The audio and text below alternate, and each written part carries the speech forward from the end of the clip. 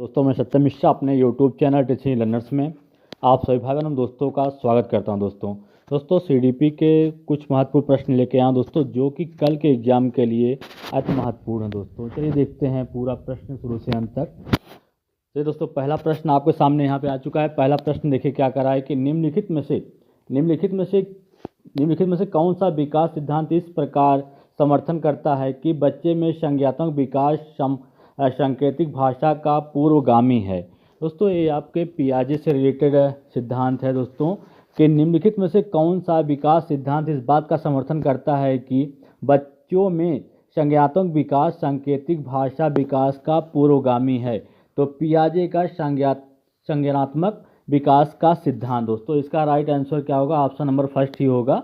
चलिए question number next पे चलते हैं। क्वेश्चन नंबर नेक्स्ट देखिएगा, कह रहा है कि जब बच्चे अपने अनुभवों को अपने वर्तमान स्कीमा में समाहित करते हैं तो इसको क्या कहते हैं? जब बच्चे अपने अनुभवों को अपने वर्तमान स्कीमा में समाहित करते हैं तो इसे क्या कहा जाता है?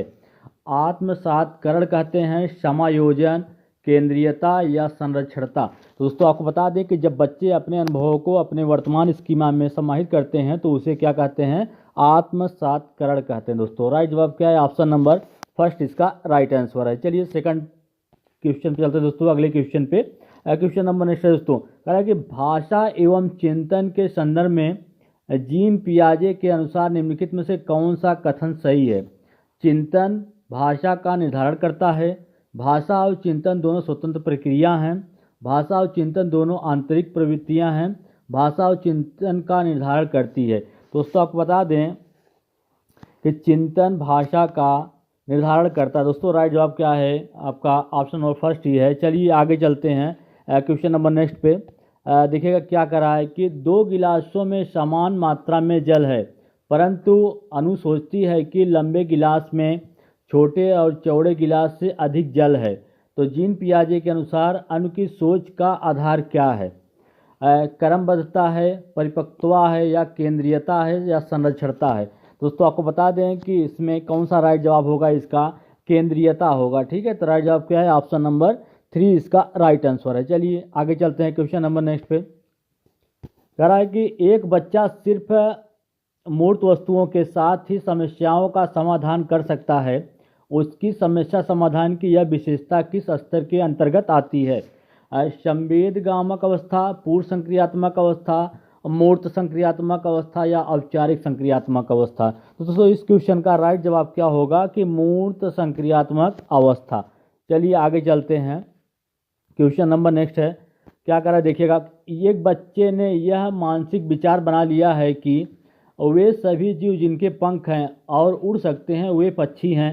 तत्पश्चात उसने एक चित्र पुस्तिका में एक चमगादड़ देखा और उसे स्तनधारी कहने की बजाय पक्षी हो कहा। इस स्थिति में ज्ञान निर्माण की इस प्रक्रिया को क्या कहते हैं? समावेशन, समायोजन, क्रमबद्धता, या संरक्षण। तो इसको क्या कहते हैं? समावेशन कहते हैं। तो इसका राइट जवाब ऑप्शन नंबर फर्स्ट है। चलिए अगले क्वेश्चन पे।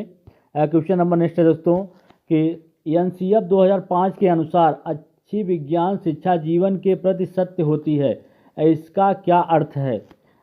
विज्ञान बालक को अर्थपूर्ण ढंग से व्यस्त करने में सक्षम हो, विज्ञान बालक को वैज्ञानिक ज्ञान अर्जित करने की प्रक्रिया को सीखने लायक बनाए, विज्ञान आसान जीवन व्यतीत करने में सहायक हो, विज्ञान बालक को कार्य की दुनिया में प्रवेश हेतु तैयार करें। दोस्तों यही इसका राइट जवाब होगा कि विज्ञान बालक को कार्य की दुनिया में प्रवेश हेतु तैयार करें। चलिए आगे चलते हैं। क्वेश्चन नंबर नेक्स्ट है कि राष्ट्रीय पाठ्य चर्चा रूपरेखा को किस वर्ष में प्रस्तावित किया गया था? तो 2001, 2005, 2004, 2008। तो राष्ट्रीय पाठ्य चर्चा रूपरेखा जो है उसको किस वर्ष प्रस्तावित किया गया था? तो 2005 में प्रस्तावित किया गया था। चलिए दोस्तों अगले क्वेश्चन पे चलते हैं। क्वेश्चन नंबर नेक्स्ट पे, कि एनसीएफ 2005 के अनुसार एक शिक्षक की भूमिका क्या होनी चाहिए? अनुमोदक होनी चाहिए, सुविधादाता के रूप में होनी चाहिए, आधिकारिक, या तानाशाह। तो एनसीएफ 2005 के अनुसार एक शिक्षक जो होता है उसकी भूमिका कैसी होनी चाहिए? सुविधादाता के रूप में। तो राइट जवाब क्या है? ऑप्शन नंबर सेकंड इसका राइट आंसर है। चलिए दोस्तों क्वेश्चन नंबर नेक्स्ट पे चलते हैं, कि बालकों का मुक्त एवं अनिवार्य शिक्षा का अधिकार अधिनियम 2009 किस देश में 2009 में 9 देश में कब लागू हुआ था। दोस्तों आप बता दें, फिर से पढ़िएगा, बालकों का मुक्त एवं अनिवार्य शिक्षा का अधिकार अधिनियम 2009 देश में कब लागू हुआ था। 1 अप्रैल 2009, 1 अप्रैल 2010, 1 नवंबर 2009, 1 नवंबर 2010। तो कब लागू हुआ था? 1 अप्रैल 2010 को लागू हुआ था। चलिए आगे चलते हैं। क्वेश्चन नंबर नेक्स्ट दोस्तों, कह रहा है कि विश्व में सर्वप्रथम आरटीई को किस देश ने लागू किया था।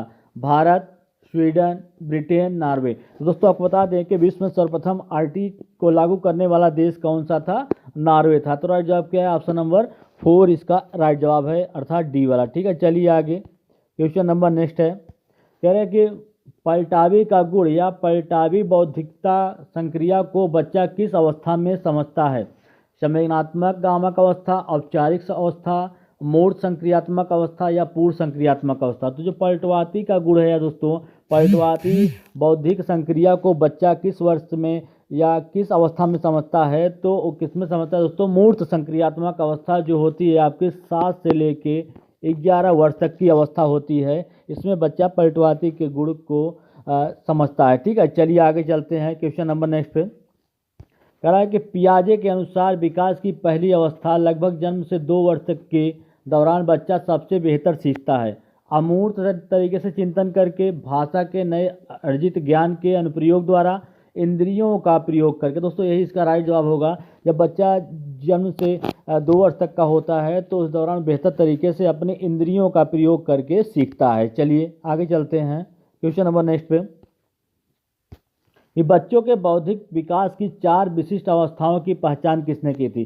जो दोस्तों आपको बता दें कि बच्चों के बौद्धिक विकास की जो 4 विशिष्ट अवस्थाएं थी उसकी पहचान जीन पियाजे ने किया था। दोस्तों राइट जवाब क्या होगा? ऑप्शन नंबर 3 इसका राइट आंसर होगा। चलिए आगे चलते हैं। क्वेश्चन नंबर नेक्स्ट है, वाइगोस्की के अनुसार सीखने को पृथक नहीं किया जा सकता। उसके सामाजिक संदर्भ से, उसके बोलने और अवधारणात्मक प्रक्रिया से, पुनर्बलन से, व्यवहार में मापने योग्य परिवर्तन से। तो वाइगोस्की के अनुसार दोस्तों सीखने को पृथक नहीं किया जा सकता है कि उसके सामाजिक संदर्भ से। राइट जवाब क्या है? ऑप्शन नंबर फर्स्ट है। चलिए आगे। क्वेश्चन नंबर नेक्स्ट पे कह रहा है कि लेव वाइगोस्की के समाज संरचना सिद्धांत में दृढ़ विश्वास रखने वाले शिक्षक के नाते आप अपने बच्चों के आकलन के लिए निम्नलिखित में से किस विधि को वरीयता देंगे। दोस्तों विधि को वरीयता देंगे। सहयोगी प्रोजेक्ट, मानकीकृत प्रशिक्षण, तथ्यों पर आधारित प्रत्यास्मरण, वस्तुपरक बहुविकल्पी प्रकार के प्रश्न। तो दोस्तों आपको बता दें कि इसका राइट जवाब क्या होगा? सहयोगी प्रोजेक्ट। चलिए आगे चलते हैं। क्वेश्चन नंबर नेक्स्ट पे कह रहा है कि कोहलर वर्ग के अनुसार बच्चे सीखते हैं संज्ञानात्मक विकास के चरण से, शारीरिक विकास के चरण से, संवेगात्मक विकास के चरण से या नैतिक विकास के चरण से। तो कोहलर वर्ग के अनुसार जो बच्चे होते हैं वे नैतिक विकास के चरण द्वारा ही सीखते हैं। तो राइट जवाब क्या है? ऑप्शन नंबर 4 है दोस्तों आज का वीडियो इतना ही। अगर आपको मेरा क्लास अच्छा लगा हो तो लाइक, शेयर और सब्सक्राइब जरूर करिएगा दोस्तों।